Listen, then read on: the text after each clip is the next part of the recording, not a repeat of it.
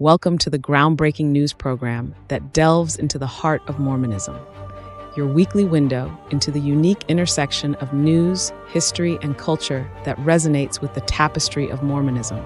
So whether you're tuning in from the heart of Utah or joining us from around the world, your favorite news program starts now, where news meets insight and the stories of our faith unfold. Good evening, everybody, and welcome to another episode of the Mormon Newscast. It is Monday, December 9th, 2024. I'm Radio Free Mormon. I'll be the anchor for this program. I'm joined by my co-reporters, Rebecca Biblioteca and Bill Reel. How are you tonight? We are fabulous. Excellent. Well, I'm glad to know it. Is there anything that either of you want to say up front? I know that there's a very special announcement that you have, Rebecca, which makes you once again a prophetess. I'm always a prophetess. I have one announcement. I saw Wicked for the second time over the weekend. Have you guys seen that yet? I have. It was amazing, didn't you think? Well, yes, I did. What I can tell from your comment is that you did not watch Mormonism After Dark last Friday when I just went on and raved about it. I wish I would have. No, I'm still battling, which is now turned into a sinus infection. So I go to bed at like 7:30. I may have to go to bed during the newscast tonight. But I saw it with a group, including Dr. John Lundwall. We all know him. He's our favorite. And he was openly weeping the entire time. It was so moving. That's embarrassing. It was very embarrassing. He's going to have to turn in his man card if he's not careful. It was a fun experience. Everyone should go see it if you haven't. Okay. All right. So let's look at tonight's stories. And here we have them. There's a new Book of Mormon intro, or is there? LDS membership, boom. Fairview Town Council Temple update. You know that'll be Rebecca. And your ancestors need you. All right, so let's get started, shall we? The first story is mine, this new Book of Mormon introduction. Oh, this was the announcement. This is the announcement. I threw you off by talking about Wicked. Yeah. No, this is breaking news. This just happened. They put out the Golden Globe nominations. And I've been saying, I think on pretty much every newscast, this is headed for an Oscar or at least something for Hugh Grant, who is incredible. And sure enough, and this often, kind of put your finger on the pulse of who might be headed for the Oscar. Hugh Grant is now a Golden Globe nominee for Best Performance by a Male Actor in a Motion Picture, Musical, or Comedy for Heretic. Now, I've been posting about this and people have been saying comedy, musical, and it is a dark comedy. If you're familiar with that genre, I'm sure you guys are, where, there's a lighter treatment of some more macabre elements, for that juxtaposition and to make the audience uncomfortable. So believe it or not, it's in the comedy genre that he's nominated. But this is really exciting, especially since I've lately seen a lot of posts on faithful social media saying that this movie was a bomb. It's going nowhere. It's over. It was nothing. And again, I feel like I'm a prophetess. It's not. It's on its way. You are. I feel like I am. You are. And I don't know if it was a bomb or not, but it was certainly no 6 days in August. No, not at all. So anyway, very exciting. We'll have to keep watching and see if he is indeed. The last Golden Globe he received was for Four Weddings and a Funeral. You guys could probably guess that way back in the 90s. And we'll see if he gets this, and we'll see if it goes on for some kind of Oscar nomination. Yes, I expect so. I hope so. And I also expect a lot of Oscar nominations for Wicked. I think so. All right. So going to this very first story, the new introduction to the Book of Mormon flap. And I'm using flap in the oldish kind of way. It's a panic that occurred over this introduction to the Book of Mormon, the new one. Now, here on the left is the introduction that we have had in the Book of Mormon since 1981. That was when this new version came off the press that was all cross-referenced with the Bible and with everything else in the world. And we've got an introduction there that was written by Bruce R. McConkie. It's been there ever since, with one minor but somewhat significant change. And I think that was in 2006 when it changed the Native American are the primary, or what was it? The Lamanites are the primary ancestors of the Native Americans. Is that it? Or did it just say were the ancestors, and then it changed to among? Among thee. Yeah, exactly. Yes. So DNA had its own influence on it. And then It was announced last week, actually last Tuesday, I think it was December 3rd, in an article in LDS Living, that there was going to be a new 2024 Book of Mormon introduction. And there it is on the right. Don't worry, I'm not expecting anybody to be able to read that. I have that up there to show you the relative size, because when a word count was done, it's basically about half again as long as the original introduction. There's a number of other things that can be said about it, but I'm going to focus on one particular line of inquiry tonight, and that's how this ended up happening, and then perhaps getting into the why, because speculation a lot with the why, but that won't stop us from speculating at the end of the story. The interesting thing, and this was pointed out to me by Rebecca Biblioteca, is that this was not the first article about the new church introduction in the Book of Mormon on the Book of Mormon app. This was the Daily Universe, and this was October 11th, 2024. So that's like 2 months ago. And they talk about there's a new introduction on the Book of Mormon app. The Book of Mormon app being the app that you can get, which is apparently primarily associated with missionary work and investigators. In other words, the idea being that a person who doesn't have a lot of familiarity with the church is going to be the one reading this, hopefully. And throughout the article, which is still accessible as of this time, and you might want to run and grab and look at it while you can, because this may go down the memory hole as well. It appears that the church forgot about this one. So it calls this introduction an introduction. Can you see that right there on the right-hand side of the screen? There's the text of the introduction. There's the picture of Jesus below, but right above it, it has in all capitals, introduction. Yes, this was going to be the introduction. This was the new introduction. And they're reporting it on October 11th, 2024, which means obviously that it had been in place for some time prior to that. So now they're going to go ahead and they're going to spill the beans about the introduction, but apparently nobody really catches on.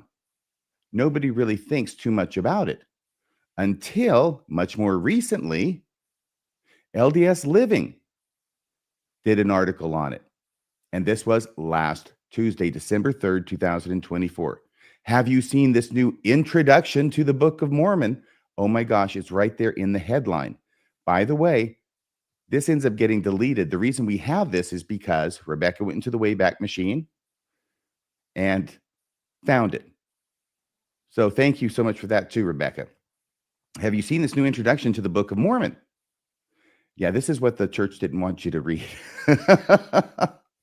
Then we go on and it talks about, once again, there's the headline on the left, right? These are columns, 3 columns from the article.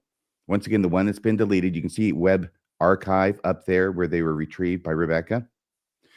Have you seen this new introduction to the Book of Mormon? The whole thing is this. It's because the article, I believe, called it the new introduction to the Book of Mormon that ended up getting the church to pull the plug on the article and have it taken away. Okay? That's where I'm heading with this. So that's not a complete mystery to you. Look at the language. Did you know the church recently released an updated introduction to the Book of Mormon? And then here's the revised introduction. And then this next paragraph from the same article. Why an updated introduction? And it says the church first published an introduction to the book, and the revised, it has it all throughout is what I'm trying to say here. Okay. And I don't know that I have to hit it every single time, but LDS Living correctly reported that this was an introduction, a new introduction to the Book of Mormon, and they printed the actual introduction itself, just like they had in the Daily Universe a couple of months before. The only difference is this is the point at which the post-Mormon world noticed the new Book of Mormon introduction and began to comment. This is something that has blown up, I think. And a lot of people have done reports on it. There's a lot of threads on it on Reddit. And a lot of people are wondering what the heck's going on. There was a great deal of controversy that ensued, is what I'm trying to say. And I think that's probably putting it mildly over this change from the introduction to the new introduction. And then what happened? Go back to LDS Living, click the links that used to take you to the story, right, Rebecca? Because she's the one who did it. And you find it's been taken down. And this was noted. Was it yesterday the first time it was noted, or the day before? I can't remember. I think it was Sunday when I tried to click on it because I was going to put some stuff together for the newscast. And I'm like, oh my gosh, this is a bigger story. Here we go. Yes. And so one's on a phone app, the other one's on a computer screen. And so the story's been taken down. And it's hard to avoid the conclusion that it has something to do with the controversy that got raised over this issue of there being a new introduction. So why did LDS Living take down the article? Now, here's my take on it, okay? Because he called the new introduction a new introduction, which it was originally, but then it appears the church's plan was impacted by the largely negative reaction to the new introduction. The church quickly replaced the new introduction with the old introduction. Now, this is what has happened over on the Book of Mormon app. While this has been going on at LDS Living, the church has not been without care of what's happening on the Book of Mormon app. So they had the new introduction there. They've had it there at least since October 11th when the Daily Universe reported on it. It's the new introduction with the new simplified language. What they did when this all hit the fan is they replaced that introduction with the old introduction. They created a new category at the bottom of the menu called explanatory materials, I think it is, brief explanation, and that's where they put the new introduction. It's no longer labeled an introduction. So this is what the church did over this. This is what I mean when I say the church quickly replaced the new introduction with the old introduction, labeled the new introduction a brief explanation, and put it at the bottom of the Book of Mormon app. The church then likely contacted LDS Living to take down the article in order to hide their tracks, while forgetting the Daily Universe covered the same story 2 months earlier. Talk about a smooth rollout, huh? And there is, I think this is somebody that is a mole for Rebecca. This person's on Rebecca's payroll.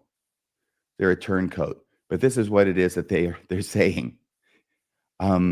Okay, Rebecca, I got some more clarification about the app.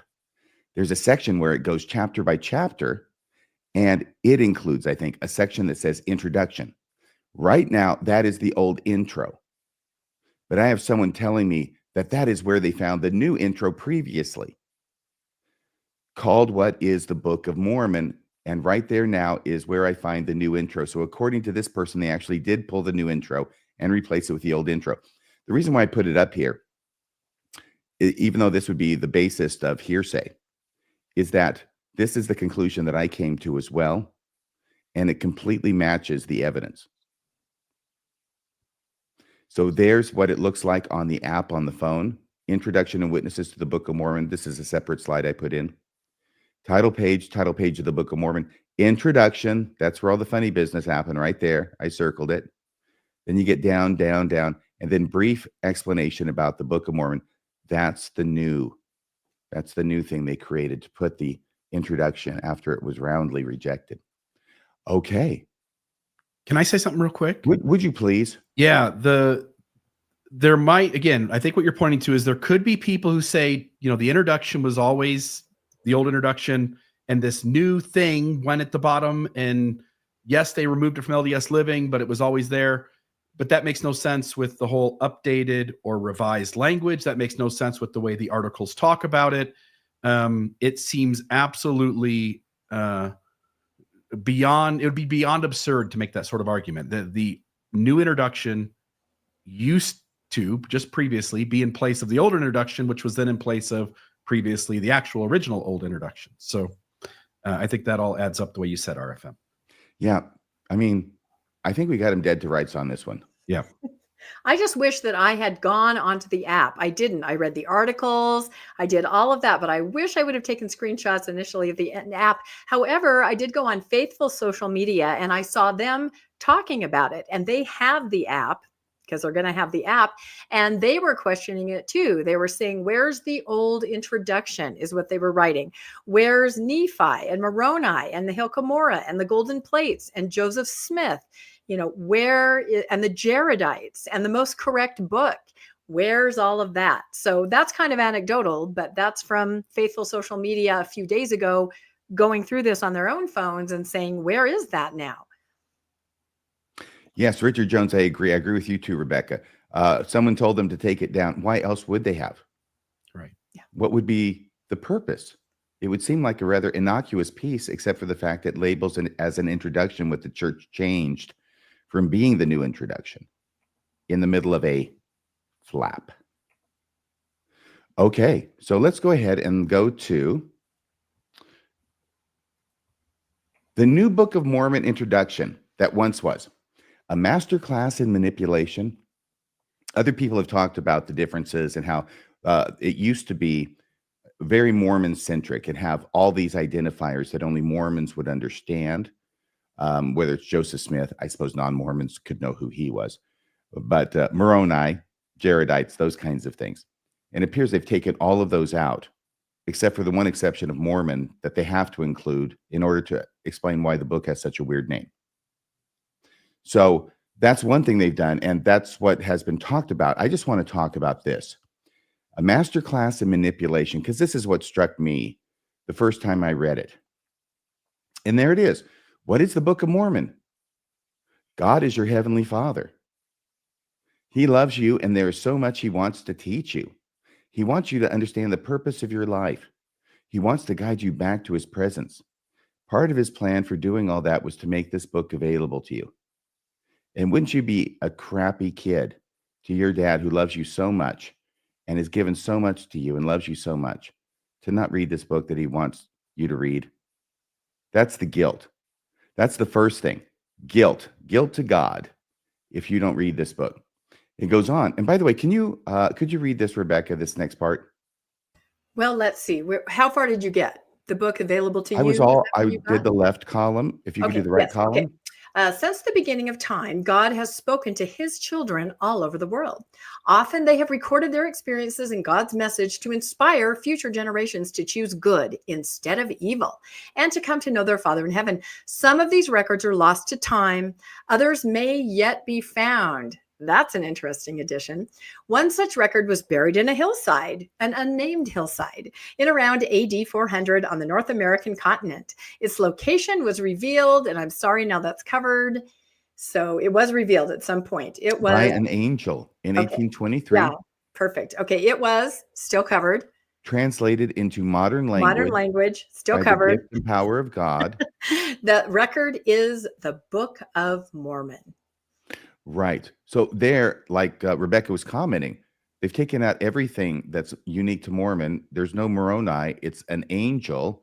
I guess they have 1823. That's something, but that's not specific to Mormonism. Neither is 400 AD. So interesting how they have really taken away everything uniquely Mormon, or at least as much as they can possibly get rid of, in an introduction to the Book of Mormon. They're taking Mormon out of the Book of Mormon. Well, he's the only thing that's left, actually. Bill, do you have any comments about this before we go on? Yeah, so the first thing is by them talking about other records that'll be found, it makes the Book of Mormon less weird, right? If you're used to the Bible and suddenly you're being asked to take on a different book, that sort of feels out of place. So you've got to sort of say that. Everything else here is so watered down. It definitely is to a general audience. It definitely is meant to give someone the book and an opportunity to read it and be influenced by it without them having any connection to Mormonism per se. Now, the word Mormon's there. Church really can't get away from it, but this is about as close as they could do to get away from it. The next thing they'll be doing is changing the title. Remember when they changed the title to add another testament of Jesus Christ? Next time they'll change the title to remove the Book of Mormon. Yeah, it'll just be another testament of Jesus Christ, huh? Well, and if I could say, I've been looking around, just kind of Googling the app to see what is the purpose of the app? Like, who's supposed to utilize it? What is it supposed to be used for? And almost everything I found, it was something to share with others, for a member to share. So it's not really for the members. It is, as you said, a very simplistic way to understand and learn about the Book of Mormon. And it's meant to be shared with investigators, friends. And that seems to be the sole purpose, that you would say to somebody, hey, download the app. You can get to know more about it. So it's not really a resource for members. It's more promoted as something that you would let others know about. Very good. Thank you. Okay, so let me go on here. This is continuing with the old new introduction. It's called the Book of Mormon because an ancient prophet named Mormon compiled centuries of writings from other prophets into one book. It is subtitled Another Testament of Jesus Christ because it bears powerful witness that Jesus Christ is the Son of God who came to earth to suffer and die for the sins of the world, including yours, you ungrateful bastard. If you don't take this book and read it, Jesus died for you so you could have this book. He wants to heal you of your sins, make you whole again, and prepare you for eternal life with your heavenly Father. And then finally, the third guilt trip they're going to put on you is, in this book, you will learn of faithful, courageous people whose boots you're not fit to black, who received light and knowledge from heaven. They believed in God. Do you? Do you? They had faith in Jesus Christ even centuries before he was born. Bet you couldn't do that. They made great sacrifices for their faith. Sacrifices, see?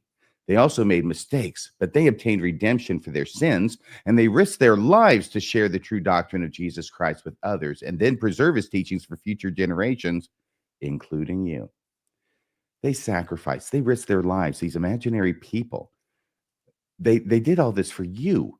And wouldn't you be ungrateful if you didn't read the book that they risked their lives in order to give to you? So that's my analysis, my Freudian analysis of this. But there's a last part where they get to Moroni's promise.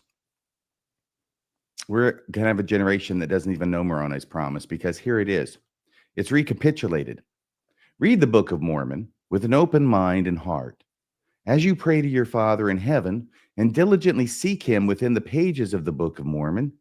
He will reveal the truth to you in his time and his way. Oh my gosh. Talk about, does God need two outs? Isn't one out enough for him? One loophole, they can get out of the contract and never respond to you at all, and he's still within the terms of the contract. His own way and his own time. That's not even a promise. That's a non-promise. That's what Moroni's promise has become. Sans Moroni. He will reveal the truth to you in his time and his way. He directed the creation and preservation of this record to fulfill his holy purpose, and you are an important part of that purpose. May you find God on these pages and discover his message to you. Messages to you. Well, the main message will be join the Mormon Church, but we know that. Anyway, so what I thought when I saw that, by the way, any comments from anybody at this point? Because that ends the introduction. That was the new introduction for a period of at least 2 months, I think, and is now no longer the new introduction. I just thought it was interesting that Joseph Smith is completely gone.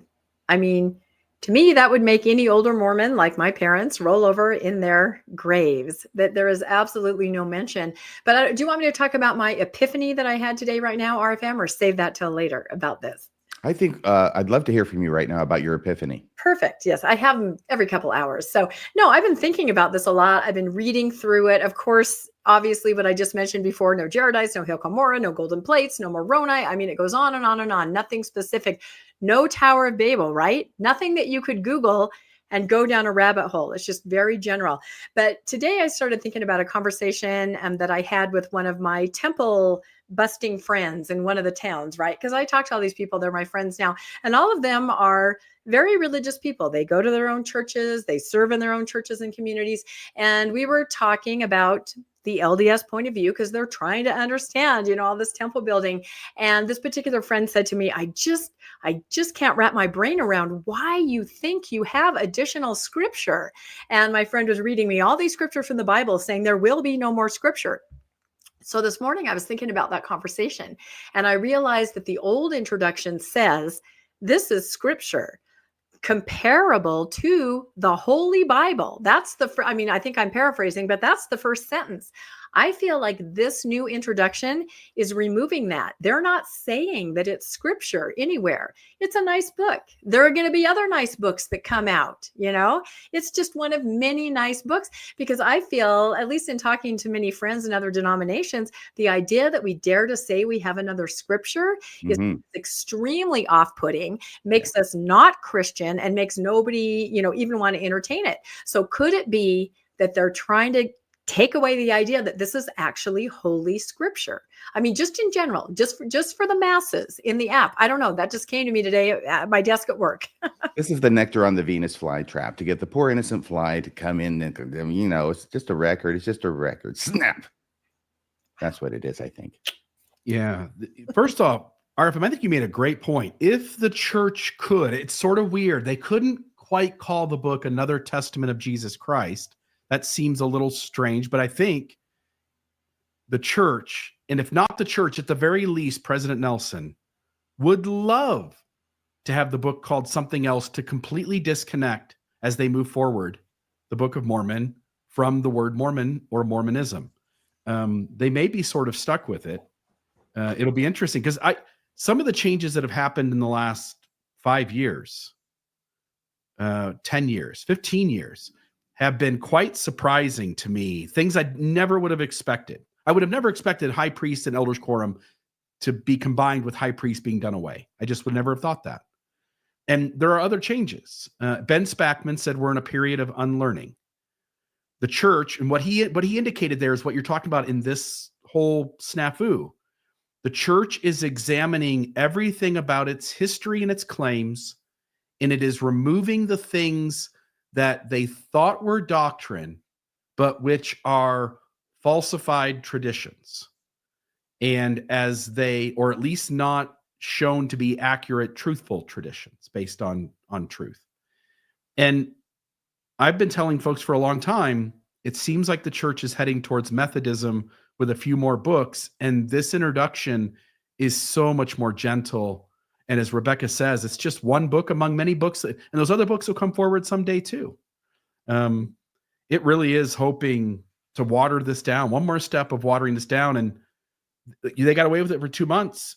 And suddenly the ire coming from questioning Mormons or post-Mormons has gotten the church to backtrack. Yes, it has.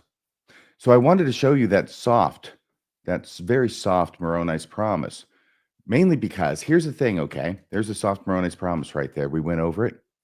Mainly because how ironic is it that this is a new introduction to take the place of the old introduction. The old introduction was written by Bruce R. McConkie, much more direct, much more declamatory than this.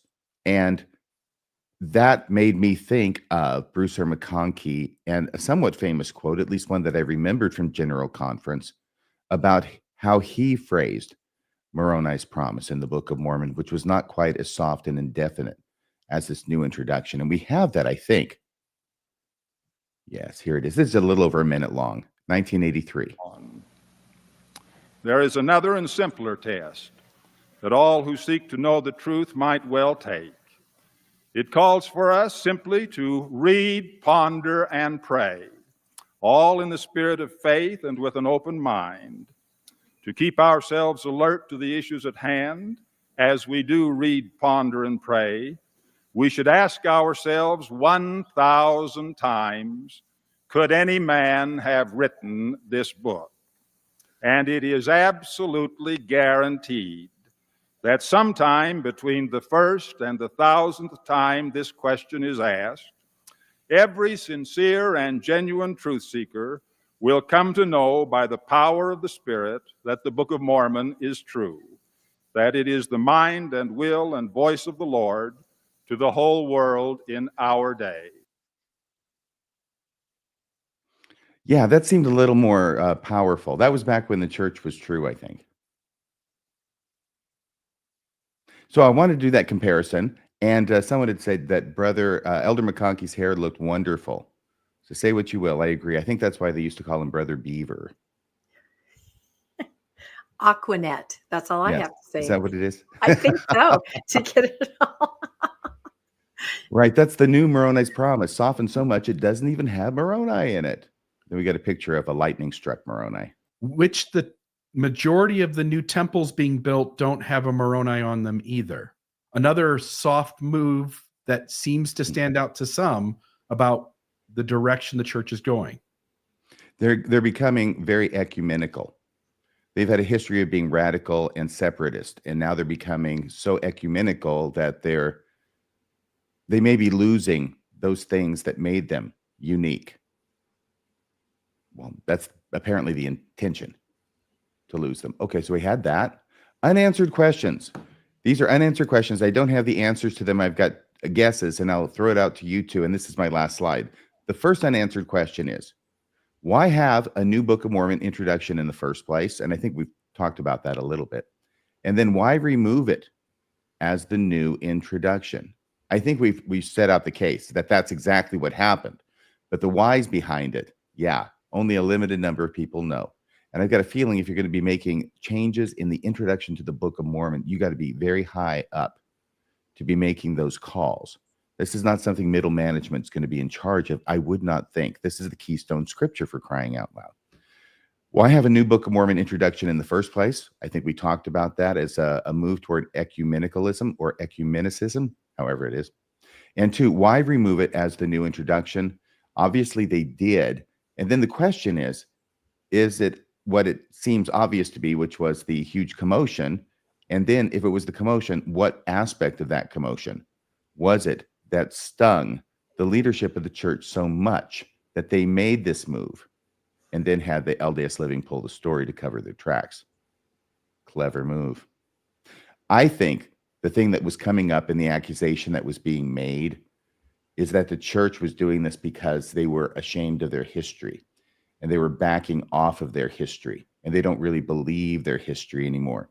So they're moving their history back to the end of the book and putting this new thing, which doesn't have any of their history in it. And they thought, no, we can't let that stand. We've got to go back and put it in front to show we're not embarrassed of our history. What do you two think? I was thinking about missionaries, and I wonder if missionaries, as they teach now, do go through the introduction with all the problematic stuff in it. I mean, you only have to read a couple sentences before the investigator's like, a what? The what? The who? The where? The why? They're not understanding it, and then they go to Google, right? I know in other ways missionaries are very soft in what they teach. They call it the good news, and they invite people to worship, to meet the pastor, things like that, So I wonder if they're not even using the introduction anymore. I'd be curious. I'd ask my missionary, but I probably wouldn't get an answer. Maybe some of you can ask your missionary. So I wonder if that's part of it. To answer the first question, just what you said, it's just not palatable to people. It's foreign, it's confusing, it sends them to Google.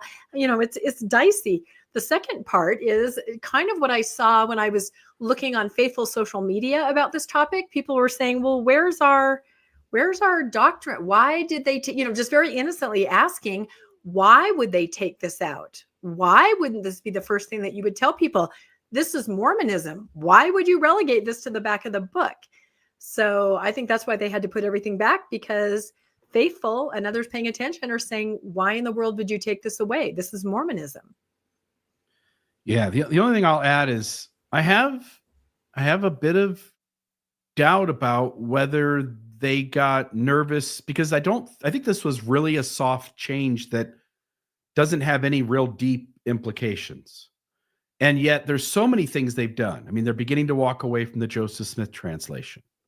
The great apostasy. we've already got things like the Book of Abraham moving to a catalyst theory, the implementing of the 1832 account of the first vision with the 1838, and a little bit from the other. Seems like they have no problem really sort of pulling the wool over the eyes of the members and changing the church in really significant ways. Free agency becoming moral agency, to the point where Elder Bednar says there is no such thing as free agency, when generations of church leadership taught free agency with the definition that he refutes being crucial to the plan of salvation. Seems like they're not bothered by really significant changes, and something got their panties in a twist on this one, and I can't make sense of why this and not those. Well, I've got to bring up the fact that making it so that nobody calls it the Mormon Church seems to be a somewhat insignificant thing that they got their knickers in a twist over too. Yeah. So they do seem to get quite involved in things that others might look at and think that's not that important. And this could be an example. Just an idea. Anyway, what if you have anything else to say about the new introduction, say it now. Otherwise, we're moving on to the next story with Rebecca Biblioteca. I was going to say one more thing. Yeah. Notice it no longer says the most correct book, and it no longer makes it sound like it's any kind of cornerstone of the religion. So that's kind of big. And Yes. and no Joseph Smith. You said it already. That's huge. Yeah. No Angel Moroni. All right, here we go. Rebecca, take it away. All right. I'll try to make it through. I need another cough drop probably. All right. The Fairview Town Council meeting update. I think a lot of you probably joined us last Tuesday. We had so much fun live streaming that meeting. And we're just going to do a brief recap for those of you that didn't have a chance to catch that. Again, we've been following this for over a year. The giant 173-foot, 45,000 square foot, 65 feet tall walls temple, the McKinney Temple, that's gone after mediation, and a consensus was kind of reached. And this new temple, you can see it there on the left. It is 30,000 square feet as far as the footprint. The walls, which I consider the biggest win of all, are down from 65 feet to 35 feet and 45 feet in some of the little areas. You can see it kind of goes up and down. And the spire is 120. Obviously, all of us feel that's still too large, but we do feel it's closer. They're closer to where they were. So this meeting that we live streamed on Tuesday night was a chance for the town council to talk to the residents and to let them know this is what happened. This is mediation. This is why we made the decision to say, go ahead and accept this or submit this new proposal, right? It still has to go through planning and zoning, town council. It's still, 6 months, whatever, a year out, but at least they're closer than they were. So we had the town meeting. There were a couple different articles that came out on this. This one's called The Battle of City Church Boils. Residents speak out against the compromise. That's right, against the compromise on the proposed temple, because Fairview United, they are sticking to their guns of follow the codes, follow the zoning. 120 is too tall. And I feel the same way, although again, I'll say closer than they were. So hopefully there'll be some negotiation there. So here's a picture of everybody there. It was very well attended, and a lot of the residents spoke. The article says the battle between Fairview and the Church of Jesus Christ of Latter-day Saints, widely known as the Mormon Church, continued this week as a new compromise proposal for the McKinney, Texas Temple went to public discussion. Comments from Fairview residents at Tuesday's town council meeting show the fight is far from over. While some were grateful that the town negotiated the church's requested temple down in height and size and all of that, opposition in green Fairview United t-shirts, which I own 2 of, expressed dissatisfaction with the concessions made under threat of a lawsuit from the church, according to town officials. And yes, they were really trying to understand from the town council what had happened. What was the motivation? Was it the fear of the lawsuit? Was it the money issue? They were trying to understand exactly why this, concession, this new plan was arrived at. There was one, and I'm sorry, Bill, I do have one more video. We didn't have a chance to practice this. I hope it's okay. You can play it in its entirety. One resident did kind of speak almost for everybody else and really laid down the law here. So if we can play this, like I said, it's in its entirety. This is from the meeting last Tuesday night. Many of you are on record stating that you wouldn't approve the temple with a structure height taller than 68 feet. I hope I'm wrong, but it appears your word carries very little weight. We have fought for 8 months against this $260 billion bully whose predatory behavior towards small towns has been despicable. I thought y'all were going to be the heroes, not only for the residents of Fairview, but for others who have been trampled on by the LDS. Y'all are so fearful about a lawsuit. I say bring it. Let's see what happens when the largest single landowner in this country, the richest religion in the world, sues a small town in Texas of 10,000 mostly senior citizens. How do you think this is going to be perceived by not only this country, but the world? I wonder if the optics will encourage more whistleblowers to come forward or embolden more sexual abuse victims to speak their truth. I can't imagine a court in this country believing that they're substantially burdened when there is a barely used temple 30 minutes away, and the only reason they haven't broke ground in Fairview is because they're hell-bent on substantially burdening the residents of this small town. Our loophole was never meant for giving religious institutions supremacy over secular entities, and those wielding it like a sword need to be stopped.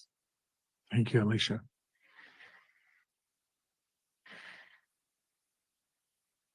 Best comment of the night so far. And it was the best comment. And that's Alicia, and she's amazing. And, she was speaking for Fairview, and I think she was also speaking for all the towns where temples are being built. She really said it, and she knew, she had her facts straight. So that was kind of the tone of a lot of the meeting. Other residents said, they thank the council. They understand it's very difficult, but everybody, as it goes through the process of planning and zoning, and then the town council, they want to see if they can get that height down. There was another article I thought was really interesting that came out about this same meeting. And in this article, the Chronicle, somebody had interviewed somebody more on the LDS side. And the title of this is God Wants Us to Build There. LDS Church Pushes to Construct North Texas Temple. The new plans for the LDS, the Church of Jesus Christ of Latter-day Saints, to build a 35-foot tall temple with a 120-foot spire outside of the Dallas-Fort Worth metro area. Now, this was interesting. I'll just read some of this because the article says, in the last year, I'll just say a grandma, a longtime member of the Church of Jesus Christ of Latter-day Saints, hasn't been able to wrap her head around concerns over the temple being built in Fairview, Texas. She just can't fathom what her neighbors are thinking or why they might be concerned. She just can't see anybody else's point of view. I'm adding that myself. Anyway, a town of about 11,000 residents, roughly 30 miles from Dallas. The grandmother believes that God instructed the LDS Church President Russell Nelson, whom she considers a prophet, to construct the 65-foot tall temple with a 174-foot spire next to the existing church there. The LDS has 2 temples in the area, the grandma said, but the elders there are overworked. They need another temple for space to perform the increasing numbers of baptisms, weddings, and other sacraments for LDS members. So this is always the argument, of course, that there's got to be more room. Whenever I hear this, I just get somebody I know to go over onto the, what sessions are available. This is tomorrow. And yeah, the endowments kind of happen in the morning, when they have a group coming through to get endowments. So you can see that those are often all the way, I was going to say sold out. Those are often all the way full. But as you look down in the day, you got 30 seats, you got 27 seats, and then as I went through the week, you got 40 seats, 50 seats, 60 seats. Of course, the pushback on this is, well, there are walk-ins. So sure, if there are 300 or 400 people that walk into the temple, I stand corrected. Any comments about this? This is for tomorrow. Just in case you wanted to go to the Dallas temple, this is where it stands right now. 11 o'clock is full. Do you know what capacity is? I'm guessing that it's probably 40-ish. That seems to be right around, I don't know for sure, but I haven't seen a number that goes over like 40 or 45. So right. I wanted to add something on the previous slide. Do you mind going back one there, Rebecca? Yeah, sure. I'd love to. So the grandmother, the church announces it's going to build a temple. It's got a specific architecture it wants to do. The city throws up its hands and says, no, not in our town. And the church comes back to negotiate. I just want to juxtapose something. If you go to the Old Testament, the New Testament, God is powerful. He can turn water into blood. He can make it rain frogs and locusts. He can kill the firstborn of every family who doesn't have blood on their door. He can flood the entire earth. He can alter the languages of everybody on the planet. The LDS Church, claiming to be his church in the last days, the best it can do is to negotiate in a way that it meets in the middle. That's because God's prophets are now lawyers. Yeah, there's no more supernatural magic. If this was the Old Testament, the city of Fairview would have bowed at the feet of God as the city was turned into salt or fire or melted, had their faces all melted off. It would have been something extreme, but God no longer has that ability. No member can shake their feet off against a critic or rebuke them or raise their hand and ask them to be muted. We're left with negotiations by lawyers. Yes. That is such a good point. What they do in all these towns is they fast and they fast and they fast. We have the thinnest members of the church in all of these towns. They are fasting. By the way, can I go back to the one before this? Because you remember Rabbi Joe Charnes? This one? Yeah, Rabbi Joe. Yeah. He contacted me. He was aware of the situation. He likes the new design because he told me he's glad to see that the Mormons are finally starting to circumcise their temples. Well, Rabbi Joe. There's a lot of jokes we can make about this. Yeah, we'll see. They call him the racy rabbi. The racy rabbi. Oh, dear. All right, let's read a little more of this article. I just thought, it does kind of reflect, I think, some of the faithful point of view where they really can't see the other side of it. These are all members of a community. And that is one thing a lot of the residents I work with say is, can't they understand what they're doing? Can't they see how we would feel? And like this grandma is saying, she just can't even fathom why anybody would be upset. She goes on to say, people can build churches everywhere, but every time you have an LDS church or a temple going up, there's going to be a problem, she says. If the Baptists or the Methodists want to build a church, we don't mind. No, we don't mind. We should be able to build what God wants us to build there. For people to go against that, well, it's very unchristlike, right? Preach it, sister. Yeah. Again, self-awareness. I don't know. Several LDS church members in North Texas told me, the reporter, they're in favor of compromise, but feel like they've been discriminated against because they already have the largest building in the town, but they are discriminated against for wanting to see their sacred spaces built in Fairview and statewide. The grandma believes that Christians criticize LDS church members for a few reasons. This is interesting. First, for believing that their religious founder, Joseph Smith, was a prophet. Also, she says that church members are misunderstood due to their history with polygamy and the fact that they don't want to be called Mormons anymore. And the fact she's also worried about members being mischaracterized in the media in a time when Hulu now has a popular reality show titled The Secret Lives of Mormon Wives. This tells me that maybe this grandma is watching this show. Otherwise, how would she know about it or even be concerned about it? I like the way she equates the seriousness of polygamy and Mormon. Yes. And The Secret Lives of Mormon Wives. Exactly. So anyway, she feels discriminated against and like people are judging members of the LDS faith incorrectly. And then she brings it all home by saying they're just mad because we're LDS. She says about the Fairview residents who are vocally opposed to the temple, the proposed temple, the Lord told Salt Lake City to build this temple here. So why is it so wrong? If it's too tall, too bad. And there it is. Yes. She said it out. My thoughts exactly. I'm glad she's laying it out there. Salt Lake City. This is how most Mormons feel. Yes. She's just crazy enough to actually say it. You're not supposed to say it. No. At least not publicly. No. Not to a reporter. Not to a reporter. Exactly. And I'm sure that's why the reporter jumped all over it. So, but yeah, I just thought that was interesting. A little window there into how they're feeling. She's having her Randy Bott moment. She's having a Randy Bott moment. But again, the ability to just put yourself in other people's shoes, the ability to say, we want everybody to make concessions for us, but we don't really want to make any kind of concessions, or we want everybody to be accommodating, but we don't want to accommodate. And again, this is not every member of the church in Texas, because there are many wonderful people there that I've interacted with that have sent me information that I've talked to. There are many, many people that want to see this resolved. They love their Fairview residents there, and they want to have it work. Yes. Are you saying you have moles inside the church as well? Most of my moles are inside the church. Oh, bravo. Yeah. No, and they say I can't come out publicly, but I really don't like what's happening. And here's a copy of a letter I just got from my stake president. Yeah, I mean, this is why we don't know how to go out and get information.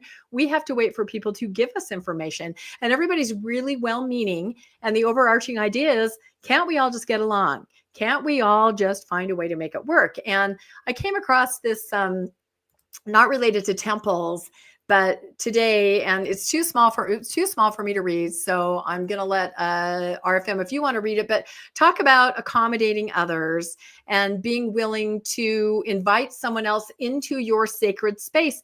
There are many members that will do that. This is a picture of a Relief Society room, where obviously a stake or a ward, and I've read articles about this, have invited Muslims in to pray. I'm not sure if this is a picture from, remember a building burnt down and they let people in.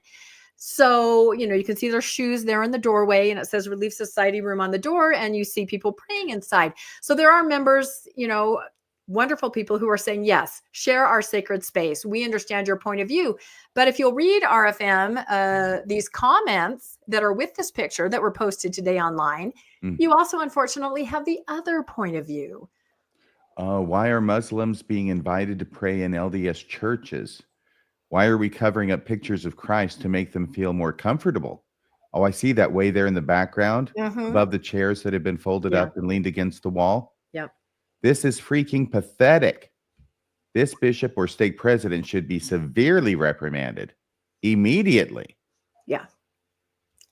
So again, I just show that because many people do invite others into their sacred spaces and to share. And then there are people that say, that's not what we do. So. Yeah, and I think the reason that they covered up the picture isn't so much anti-Jesus. It's their proscription, which they take quite seriously against graven images. Graven images. And it could be a picture of Joseph Smith.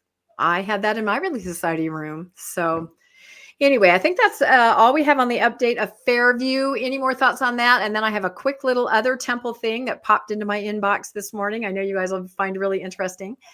I'll just add one thing to this, and I'll be quick on this one. And there folks have said sort of the same thing in the comments.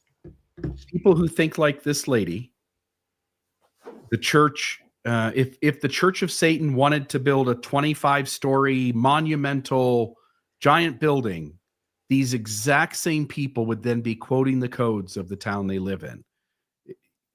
To try to take it and make it something other than the size of the building is simply creating a straw man that allows you to keep feeling comfortable about your beliefs, but which does not get to the point.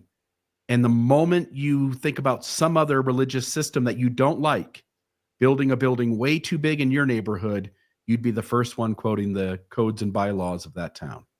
I think that's a really good point, Bill. And this makes me think of the big meeting where they had people commenting from both sides. And I think that is exactly what the Mormons who spoke there were focused on, because that's why they didn't even address each other. Those who were Mormon and for the temple, the tall temple, right, didn't say anything about the codes. All they said is, we're good people. We're good people. We're good people. In other words, they're addressing the criticism that we don't like Mormons, which really wasn't at issue. It was the code all the way. But I think that's why, and everybody who didn't want the temple didn't say anything about Mormonism. They just talked about the code. Yep, over and over again in all the meetings that we watch. And really, since I interact with so many resident groups, it's like deja vu. They say the same thing over and over. They never talk about the religion. They never talk about the members. They simply talk about the traffic, the lighting, the height, the code, the water, the sewer. That's what they talk about. And that's it. Can I just add one other thing to put the bow on this? Is that doing it as or seeing it as persecution allows you to win the argument without ever addressing the issue. Yep. And that's the benefit of this persecution complex. It allows you to be right even when you're demonstrably wrong on the facts. It's a form of ad hominem, right? You're attacking. Yeah. Yes. You're attacking somebody because they don't like you. You're making an argument about their motive rather than the argument itself, which has been clearly the laws of height and them not wanting a tall building to be burdening the town. Yep. And I will say that the residents I talked to, they are horrified to be called religious bigots because, as I said, they're all religious people themselves of all denominations. And to be told that they're a religious bigot, they've never been called that before. They are not. And they're horrified and worried about that. And in some cases, like in Vegas, when you take that to social media, people's businesses have been hurt. People have been labeled bigots publicly. So it's scary to be called that.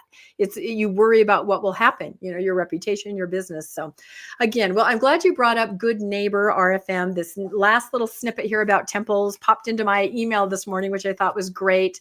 We're going to talk about the Farmington, New Mexico temple. Okay. We haven't ever talked about this before. It's all built, but it's not open, not dedicated. So I got this very nice email this morning from someone who's a Farmington resident. And she said, our local college and community host an annual Christmas lighting of luminarias around the campus of the college. Kids in elementary school, middle school, high school, and college students all participate in folding fillings and placing the bags. The community is invited to drive or walk through the luminarias and enjoy the Christmas music playing all over the campus. So this is an event that everybody looks forward to all year long. And it's huge. I mean, it's covered by the news, as we'll see. It's really awesome. Recently, the Farmington, New Mexico temple was built across the street from the main entrance of the college. The church previously owned this land and had a stake center there. It was torn down and replaced with a new temple and a stake center. To the north and south of the church's property stand two other churches.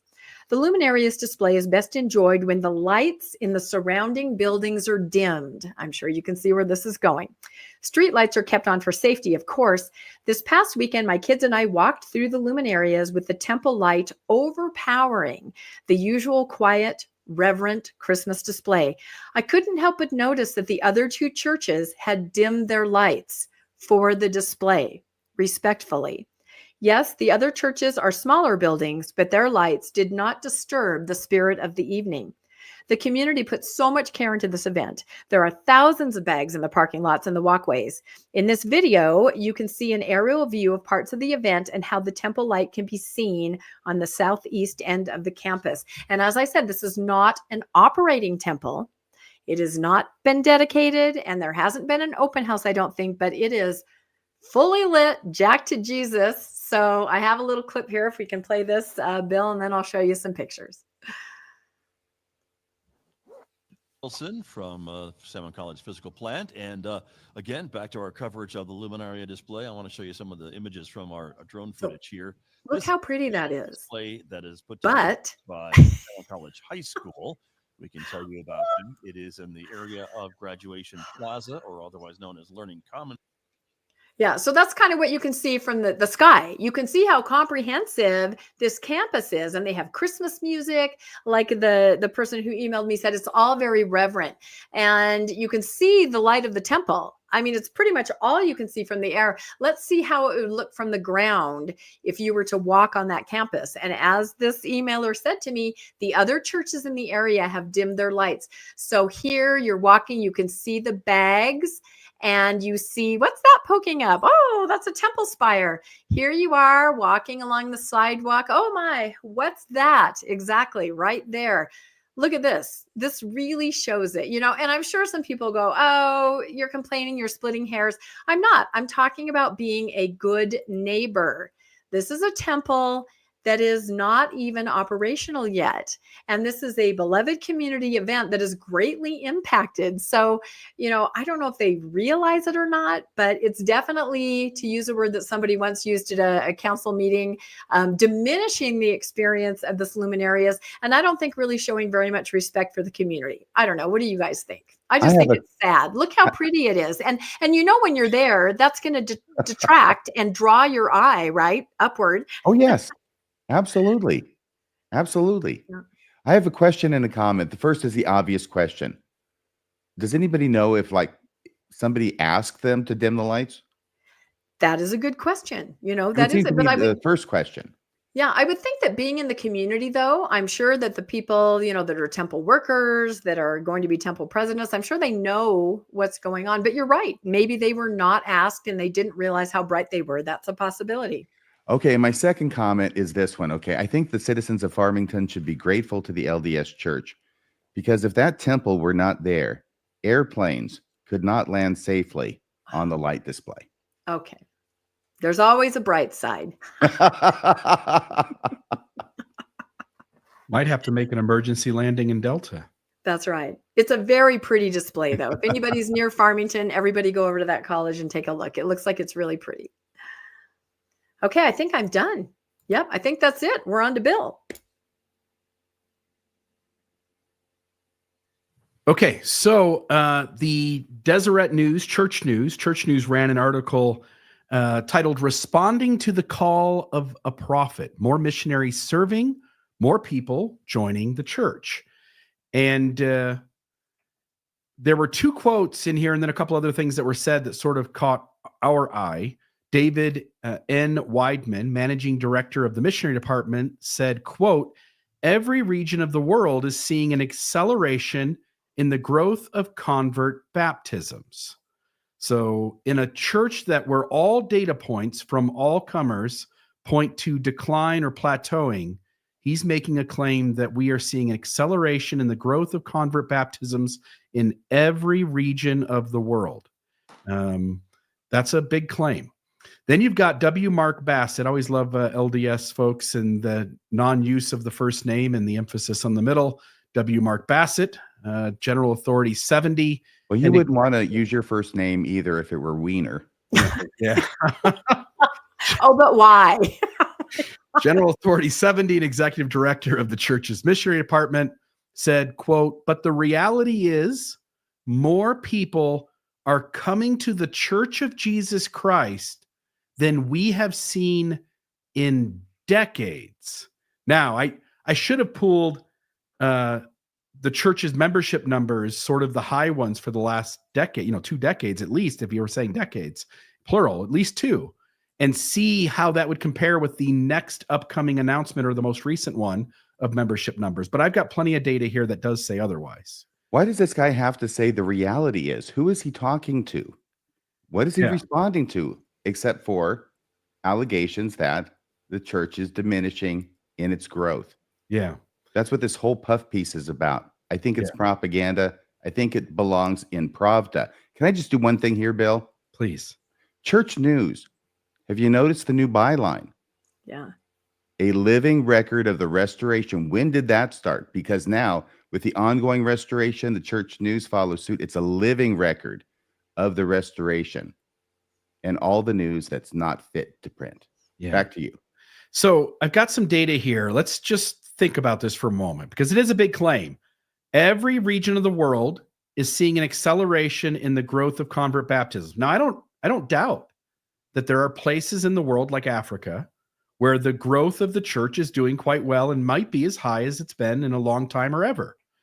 But there are places in the world where the church is in decline. We'll see one of those here later today in this presentation here on this part of this news story. And then there are more people coming to the Church of Jesus Christ than we've seen in decades. A couple other things said here. David Weidman, again, managing director of the missionary department. Weidman said in North America in particular, well over 50% of those who are baptized into the church come through the use of technology of one type or another, such as the introduction to the Book of Mormon. Into the church come through the use of technology of one type or another, such as social media posts or digital ads in their feeds. So good job on the Google ads. And then Mark Bassett, again, General Authority 70, executive director of the church's missionary department, said, quote, "Recent converts are staying. More people are being baptized. More missionaries are serving. And that's why we had to create 36 new missions. And now we have more missionaries than we had estimated." Now we're at about 80,000 missionaries. If you remember, Elder Holland estimated that we'd get to 100,000 missionaries. So according to him, we actually have less missionaries currently than they had at one time estimated. But that wasn't until like 2018, right? Yeah, but we've never achieved it. I'm saying it's in the past. Yeah. It was a temporary commandment. And that it's likely that will continue as more people respond to the call of a prophet. It's just a blessing to witness. Now, as we look at the following data, I have to wonder if he's just regurgitating what he's been told, or if he actually has any inside track to the data, because here is the LDS Church's reported positive annual membership growth, and it is growing. And I sort of believe this data right here, but this doesn't point to active membership. This is just number of people on the rolls. The church doesn't release active membership. We can't get at the actual facts by the church giving us the data as them being closest to it. They don't do that. That's not a game they want to play. So we have to go off what others say. So we end up with an LDS Church growth rate versus world growth rate. Now, ups and downs, but over the long run, it is a significant decline. There's this anomaly year, by the way, 1989. I think it's when the Book of Mormon placement program started. There's also a strange blip that happens that we'll see later that I think plays into when Elder Cook said that the church has never been stronger. But just as a general decline, but again, starting in 2020, and we don't have 2022 or 2023 or 2024 there. These things always lag a year or two or three behind. But in 2020, we start to see an uptick again. Again, lots of ups and downs, but generally a decline. And now the church's growth rate is below the world's growth rate, which has also been in decline for decades. Church membership and growth, same sort of data, a little different way of looking at it, but this one only goes to 2018. We still have that same blip in 1989, 1990. The widow's mite points to observable indicators that point to declining LDS activity rates. This is the indexed percentage, the green line, indexed percentage of number of households paying full tithe in 5 countries. So there are 5 countries that mandate certain data collection. And in those countries, we can see the churches going down. So this would be one of the regions of the world where he claims growth is just out of control. Then you get the red dots, which are index percentage of Americans who identify as Mormon and claim to attend at least one monthly meeting of the church. Again, steep decline. Then you've got the blue line, which is index percentage of male members serving missions. And this is a rolling 2-year average. Now, again, it's up a little bit, but the widow's mite has addressed that and thinks that's just a blip from COVID sort of coming back to normalize. And we'll see if they're right in a year or two, at least by the data the church releases. And I have reason not to trust that too, which we'll get to. A couple of other charts, CES religious affiliation, CCES religious affiliation, and activity trend, down, down, down. Other national census surveys, down, down, down, down. Observable indicators. So I'm going back to that original one I showed you. There's a way to manipulate the data to make the growth claims that they're making. If, as he said, the last few decades, if we take the last 20 years and we look at it collectively, don't pay attention to the ups and the downs, just the beginning of the 20-year moment to the end of the 20-year moment, and then a small little uptick after it, you would then be able to claim that the growth in that really small uptick is significantly more growth than the general downtick over 2 decades. But it would be near impossible to compare that small uptick to any other large decline in the same period of time behind it and make the claims that they're making. So, can growth claims be trusted when the church makes them? First off, Elder Cook said, in 2015, some have asserted that more members are leaving the church today and that there is more doubt and unbelief than in the past. This is simply not true. The Church of Jesus Christ of Latter-day Saints has never been stronger. And I'm going to go back here. The Church of Jesus Christ of Latter-day Saints has never been stronger. And this is him continuing. The number of members removing their names from the records of the church has always been very small and is significantly less in recent years than in the past. So I want to note that. Now, this is 3 years fast forward, but also if we keep in mind, a lot of people left the church later that year in 2015 when the November 2015 policy came out. Now, I don't expect him to have foresight. It would take a prophet to know that. But in 2015, he said the church has never been stronger and not that many people take their names off the rolls. In November 2015, when the LGBT policy came out, lots of people left. I don't know what that is, but we do have this from Peggy Fletcher Stack in 2018,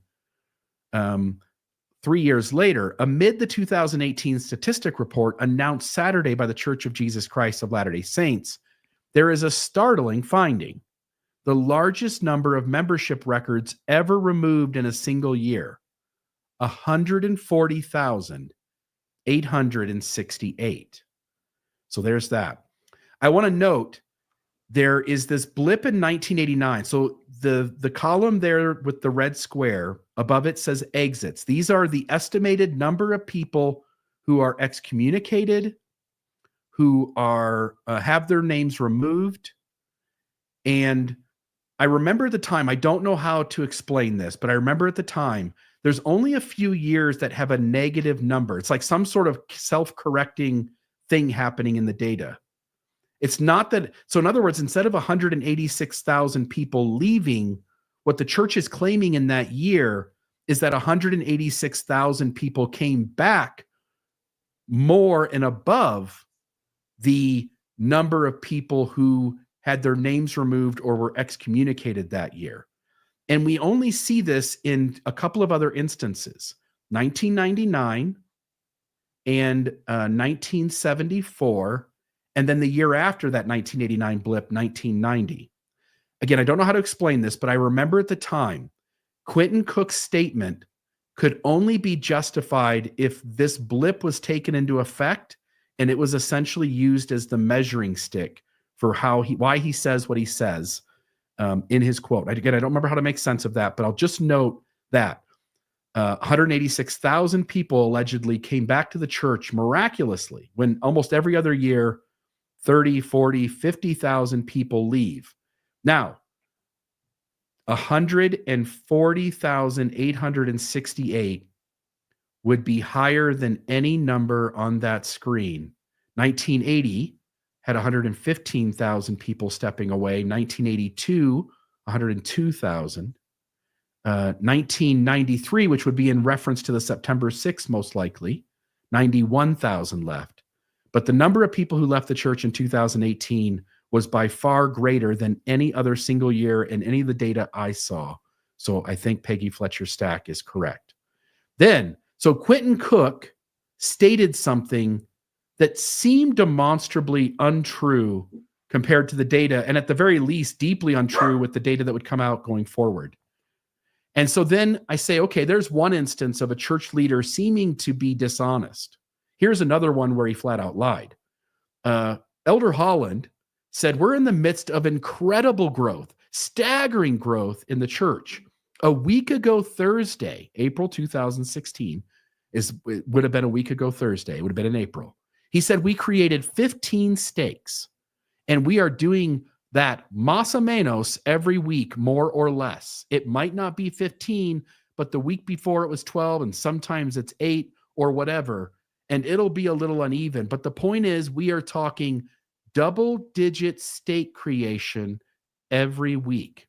The truth, when I took that data and looked into it, what we found was that it was an average of 1 stake per week.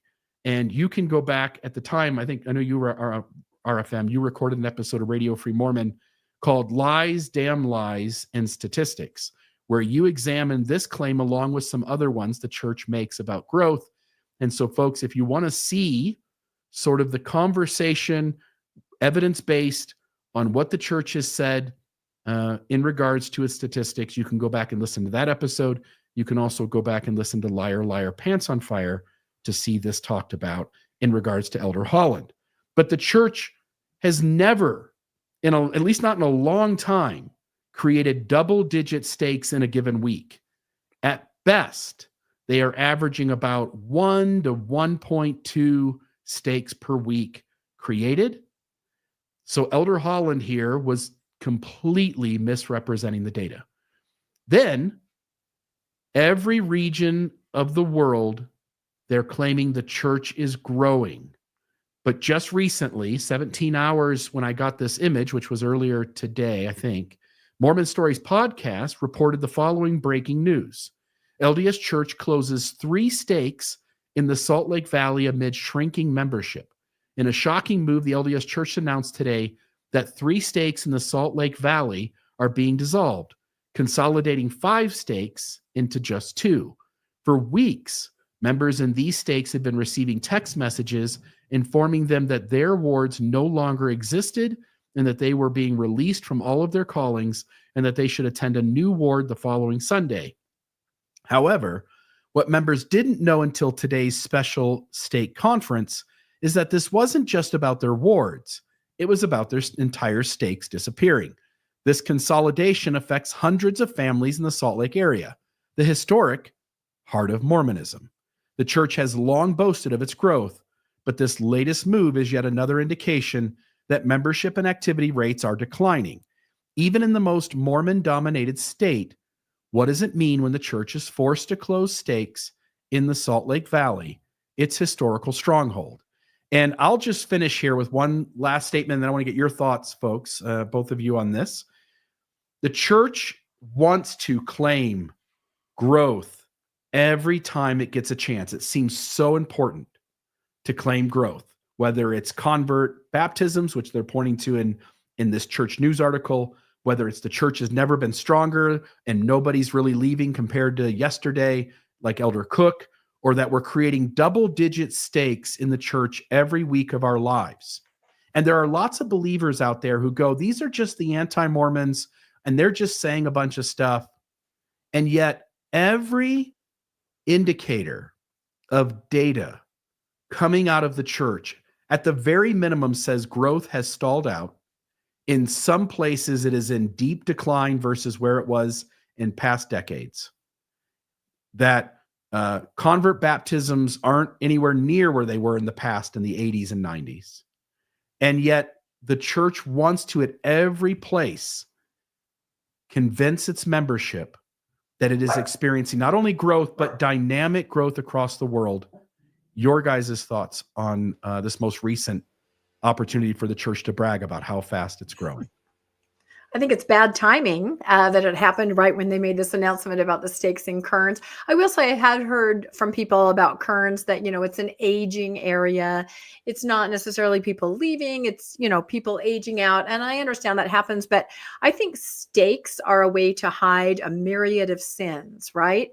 It's very tricky what they do. Say you have a stake with 6 wards in it. Well, you put 3 wards in one stake, you create another stake, you put 3 of those wards in another. Suddenly you have booming stake growth. You have 2 new stakes. It's incredible. And these are the kind of, I saw someone in the comments say shell game, and that's exactly what it is. Wards with fewer people, stakes with fewer wards. It's being propped up to look like growth, but the actual numbers, as far as all of us can determine, and the widows might especially, just don't support that. I saw an article yesterday saying Scotland membership dropped by 7%. I mean, these are big numbers. These are catastrophic numbers. And simplistically, I'll say, if the news was good, they would completely be reporting it and shouting it from the rooftops, but they're not. They're playing a shell game to make it appear as if there's growth. And it matters. People say, why does it matter? I did an episode on Mormonish about returnandreport.org, where you can go and you can count the numbers of people in attendance. And there was some pushback. People said, why does it matter? Why do you care? Who cares about attendance? Why do you even care? I said, of course I care. I care for temple building. If they're telling these people in these towns, we're overflowing, and they're not, that's a problem. There are many reasons that the stats are important. So, and I think they'll continue to do it. I think they'll continue to come up with clever ways to shuffle around, Peter paying Paul. And you know who are the victims here? The victims are people. The victims are people whose wards are closed or boundaries are realigned, and they're just simply shuffled around just so there's an appearance of growth. And that's not a healthy scenario, and it's not good for people. Isn't it amazing? Oh, sorry, Bill. Did you want to talk about the return and report app? Yeah, that's what I was talking about right there. I only want to note, I'm telling you, if everybody could do that, if every person who is questioning the church and wants to figure out whether this thing is being honest or not, if every person who still attends would go there and do this, or if you had access to the clerk's office because you're the assistant ward clerk or you're the ward clerk, if you want to print off the membership data and juxtapose it over a period of time, 5 years, whatever the system lets you do, if enough people did this, the church would be forced to be more honest and maybe completely honest if enough areas of the church could show what the actual hard numbers are. So really, it's up to you out there who are watching and listening to follow up and do what this says if you still attend. And we could easily find out if the church is being honest, specifically in various areas, and if enough of you did it collectively in the church. Yeah, and some people have told me that they could just ask the ward clerk. Like they find themselves in church and they go, hey, what's the count today? And the ward clerk will tell them. Return and Report has almost 500 reports now. And if you know anything about statistics with the rolling average, they are at a point now where it's steady and it's showing 21-ish% attendance at sacrament meeting, and this is across the board. And again, there's no pro or con, good or bad to these numbers. These are numbers. You count the people. You count the number of women, men, children. You count, you input it into this very user-friendly website or app, and there it is. There's nothing to be afraid of in numbers. There shouldn't be, right? But I think there is. So I even had somebody say yesterday who hasn't gone forever, you know what? I can just duck into a couple meetings, just be in the back, count, then go to the next building. I mean, they sort of saw the vision of it and thought it might actually be kind of fun and definitely help. Somebody, for God's sake, needs to get the real numbers. Can I just say what strikes me toward the end of tonight's episode is how much deceit and secrecy are built into the warp and woof of the Church of Jesus Christ of Latter-day Saints. We start off with them wanting to hide the fact they had a new introduction when it blew up in their face the second time it was reported on last week. And then they have the article calling it an introduction pulled. Why? Because they operate with deceit and secrecy. They're not upfront about anything. And then we get to Bill's story, right? We get to Bill's story about how they have an article in the church news where they're lying to you about church growth and about membership growth. And then we get to the point where Bill has to look at something Elder Cook said, and Bill has to try and twist himself into a pretzel in order to come up with a way that Elder Cook could have actually said that obviously deceptive statement and still had a truthful response to fall back on if he were questioned on it. In other words, in what way can we twist this and look at it where he's actually telling the truth while he's lying to us? And the thought that occurred to me there, and this will be my last thought about this here, is we, as members of the church, or post-members of the church, or just human beings, we should not be put in the position of having to parse out the words of an apostle of Jesus Christ to figure out how he is trying to deceive us without technically lying. Yeah. I want to say one more thing, and then I'll turn the time back over to you guys. I came out not too long ago, a year ago or so, a year and a half ago. I said, the thing you want to watch is the number of missionaries serving. I said, that has started to go down. If you start to see that plummet, you can clearly know that the faithfulness and activity rate of the church is good. The number of people, butts in the seats, is going down immediately. the next conference is when we start to get this wording that now we're growing in missionaries. Now it's 80,000. With a church that's lied over and over and over and over and over again, how would we know they're telling the truth that there's actually 80,000 missionaries out there? We can't. You have to trust their saying. Unless somebody can go around and count them all, you can't know. And what you have to go off of is, does this entity have a record of telling the truth about its history, its doctrine, and its numbers? And it doesn't. So why would we trust it anytime it opens its mouth? Back to you, RFM. Credibility is important. Credibility is important to have, and they don't have it. Did you want to say something, Rebecca? Nope. I'll just hold my thoughts until my final little quick segments. So okay, and we're going to do this in spite of monetization issues. Yeah, because all you have to do is cut it out later. Okay. Yeah. So here we go. Watch this, because you people who are watching this live, you're the only ones who are going to be able to see this segment. You probably later, are. it'll be gone. I was going to say that it's not just the living that we need to be concerned with. It's also the dead.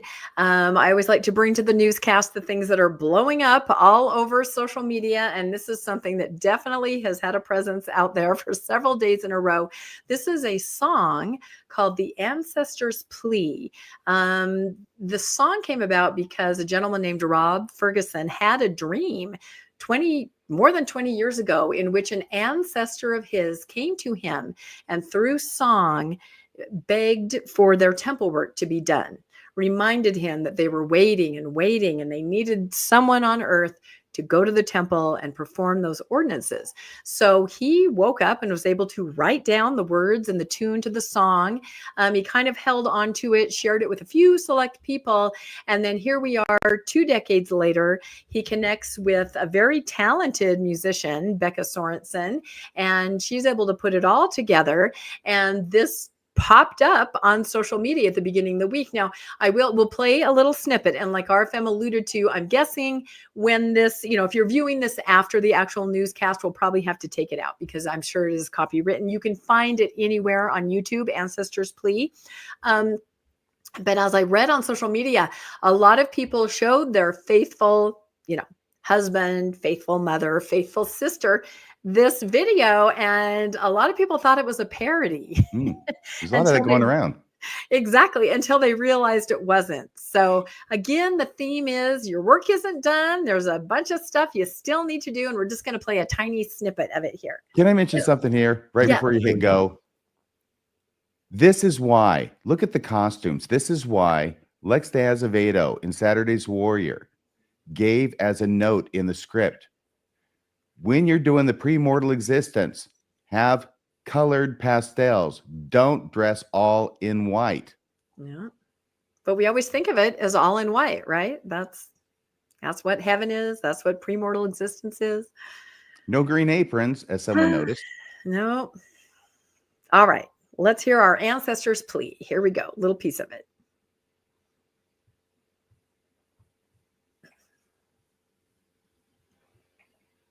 Up to you, my child, so please recall. Your family chain extends beyond these walls. Find me, find me, find me.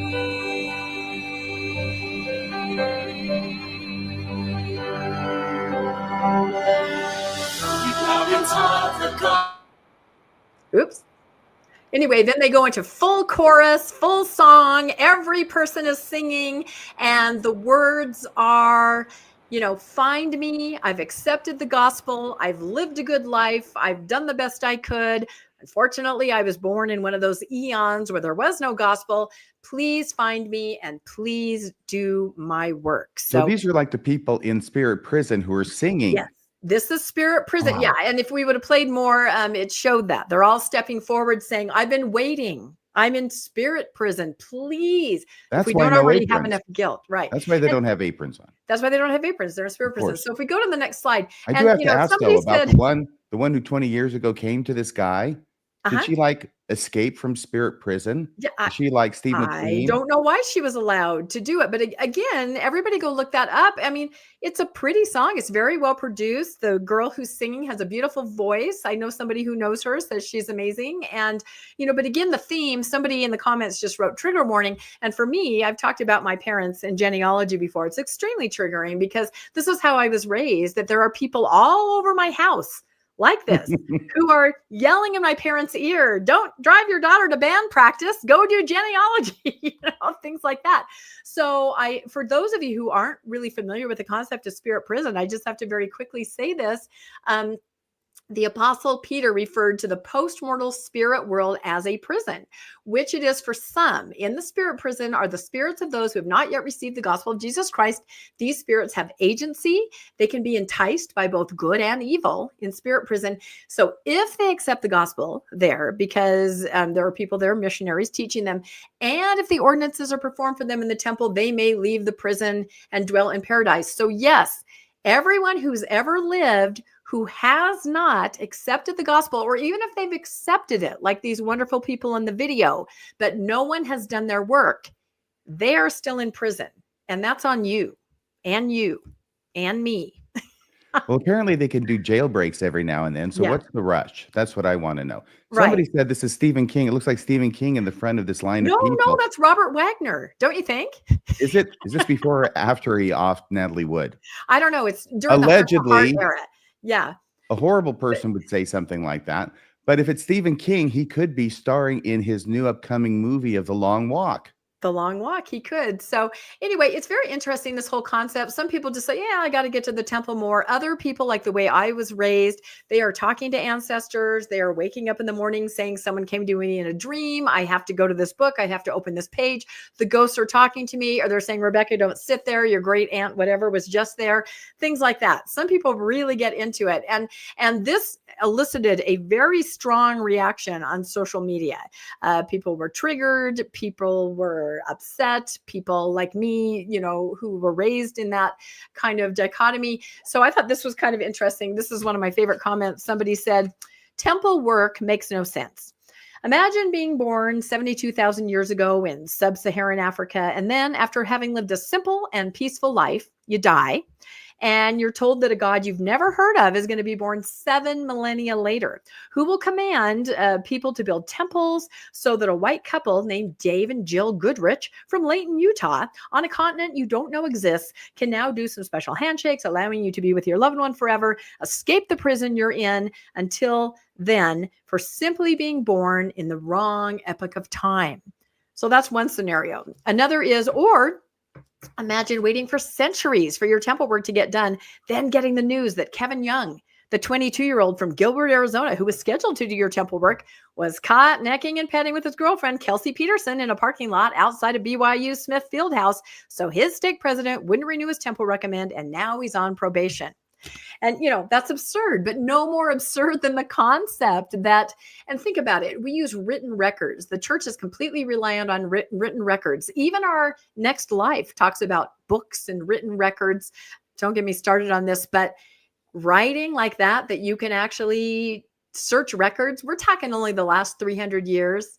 The rest of the world, the rest of the entire population of the planet, they don't have a chance. They are all in spirit prison. So I don't know. What do you guys think? Were you triggered? Were you? Somebody was talking about Stephen King's new book, and I think that maybe he does have a new book coming out. It's Mormon themed. It's called The Black Steeple. The Black Steeple. That sounds very intriguing. So I don't know, Bill. The Black Tower. The Black Tower. Have you ever thought about this, Bill? The Dark Tower. Have you ever felt guilt over not going to the temple because so many people are waiting for you in spirit prison? This is terrible. I didn't really like the dark. I think it's the Dark Tower. So his new thing is the Dark Steeple. There you go. I took family history work seriously. I've got my stuff back to like the 400s and royalty in England and in all directions. So I don't know about the rest of you guys, but I will say this. We used to be so sure about who was valiant and who wasn't. We thought the physically and mentally disabled folks were. We thought that the people of color were less valiant. We used to think people got a planet when they were exalted. We're not so sure about that anymore. The church newsroom says we don't. President Nelson says we do. what's the chances that maybe we're doing a period of unlearning with all of it? And how would we know that there is a pre-existence if everything we thought about the pre-existence and exaltation can be challenged in 2024? And so there's way too often where people can make claims that they had a spiritual experience, but when you have things you can measure that are data-based, such as giving people priesthood blessings, what we find is that nobody wants to take on those kinds of experiments because they would clearly show that there isn't any supernatural magic here. The reason why the church is negotiating in Fairview, Texas. Yep. And so using faith-promoting spiritual experiences that one person claims happened inside their own head doesn't make much sense for getting an entire people to do anything. No, and I actually sent, go ahead, RFM. No, you go ahead. I was going to say, I sent this video to my temple busting friends in these cities. I said, if you want to understand the motivation of Mormons, this is it. Yes. They really believe there's a pull and a call from people that are desperate for them to attend the temple. But then again, if they really believed it, wouldn't more be going? Wouldn't you be going nonstop? There were a few like that, like my parents, but I don't know. I think I have one more slide, and this is something that RFM and I had talked about. Again, written records and the history of humanity. Honestly, shouldn't there be a video where Neanderthals are singing the same thing? Where's their song? Where's their temple work? Most of us have at least 2% Neanderthal DNA. I actually have more than that. I have an inordinate amount of it, which is how much? Tell us. Like 4 point something. Like it's a lot.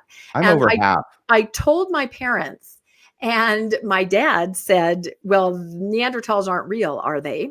And my mom said, that must be your father's side of the family. Because Neanderthal DNA, that puts a whole big wrench into the creation story for sure. So I have one more quick little thing that I came up with that is also on social media. Last thing I promise, BYU Idaho campus. A new statue is being unveiled tomorrow after a devotional. Okay, this is kind of a contest on the newscast. I want everybody to predict what this statue is going to be. It's supposed to be a big deal.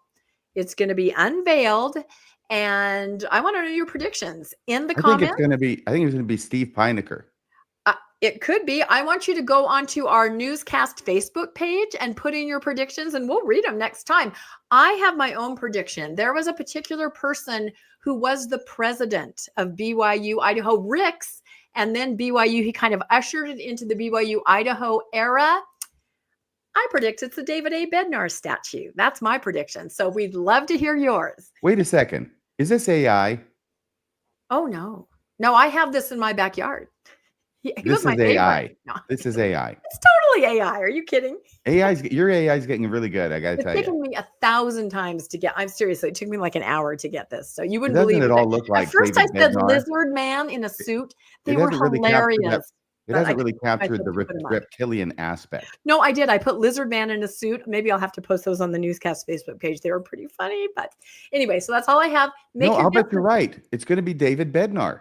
That's what I thought, but they're going to unveil it, big ceremony. I think devotionals are typically at 11 o'clock. So by noon, we should know. Everybody check all of our social medias. We'll let you know. What about President Eyring? I thought about that too. Maybe a fountain, where they have tears.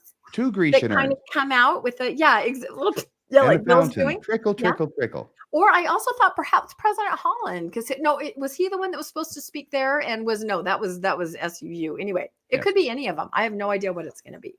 Would it surprise you if it was President Nelson getting a statue of himself before he even passed away? Nope, not at all. I like it. Not one bit. Okay, so Rebecca, you're down for Elder Bednar. Bill's down for President Nelson. I'm hanging out there a distant third with Pinecker. Yeah. Steve deserves the statue, and his mom too. They both do. That would be fun. I'd go visit that statue. So anyway, that's all I have. And then I think back to Bill, and if we want to talk about what's coming up in the week. RFM, what are we doing Wednesday for Mormonism Alive? Thank you. What we're doing Wednesday is we are having a 30-year commemoration. We're going to be observing and commemorating the ghost of excommunication past with Brent Metcalf. And we're going to talk about those memories. We're going to be joined by John DeLynn. And not only that, we also are going to talk with him about his most significant contribution to Mormon studies. And in fact, some think it is the most significant contribution to at least Book of Mormon studies. and that is his Mosiah priority theory that he came up with. And he'll talk a little bit about the evidence it's based on. It's almost universally accepted at this point by everybody, Mormons, non-Mormons alike. And that is that when Joseph Smith came back to translating the Book of Mormon after losing the 116 pages and 8 months goes by, in which he may or may not have worked on the plot of the book. He restarts the translation in April of 1829 with Mosiah. Technically a couple chapters in, but basically with the Book of Mosiah, works his way all the way to the end, then comes back around with Nephi, Second Nephi, Jacob, up to the point where he stopped at, or started at the beginning of Mosiah. That's the Mosiah priority. And it has a lot of implications for the Book of Mormon and also for its authorship.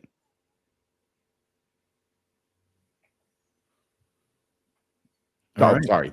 Nope. That was all I had. And I'm sorry, everybody. I'm acting like Bill's in charge because I'm well trained, but actually I'm in charge. Even I thought Bill was in charge. I said, back to you, Bill. Oh my gosh, we're so scattered. Well, he gave it to me at the top of the show. Remember, he was going to be in charge. That must be what it is. Then I pulled an Alexander Haig on him. We're all in charge.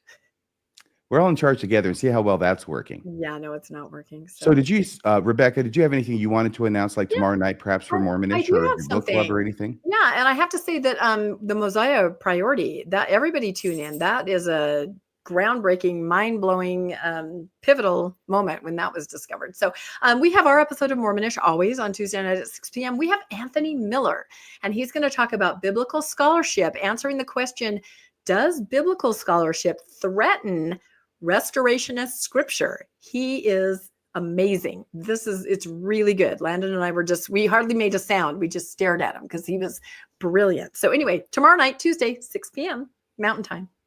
Thank you so much. And Bill, do you want to talk at all about Friday? Well, yeah, we'll have Mormonism After Dark at 8 p.m. I thought the last episode was deeply entertaining. If folks missed that, the reincarnated Joseph Smith called us and implored to us that he was once again working upon the earth. And so you can check out last week's episode on the Mormon Discussion channel. Check out this week's Mormonism After Dark. You never know who's going to call in. Friday, 8 p.m. And then I also wanted to just give you another second, RFM. You and Kobe Reddish just released an episode on Radio Free Mormon, part 3 of your dissection of the Truth and Light letter. Anything you want to say about that? Thank you. A lot of people are really, really liking this because the Light on Truth letter is the newest thing in the apologist arsenal. It's being run up the flagpole at all the usual locations. The usual suspects with their podcasts are saying how wonderful it is and how it's that silver bullet for the old CES letter, I think is what they say. So what Colby and I are doing is we're just a couple lawyers putting our heads together and looking at stuff and doing some research and finding how when you actually take the time to analyze what's in this Light on Truth letter, that's when you realize it's Light on Truth. So not a lot of truth there, a lot of deception, a lot of half-truths, a lot of saying only the part that benefits you and then not mentioning anything else, which is almost like the nose of the camel under the tent, right? All he shows you is the nose and the camel is still outside the tent. So we're doing that. We're having a lot of fun, and we'll go on the 4th part here. That should be released next Saturday. We haven't done it yet. We haven't recorded it yet. We're still working on it.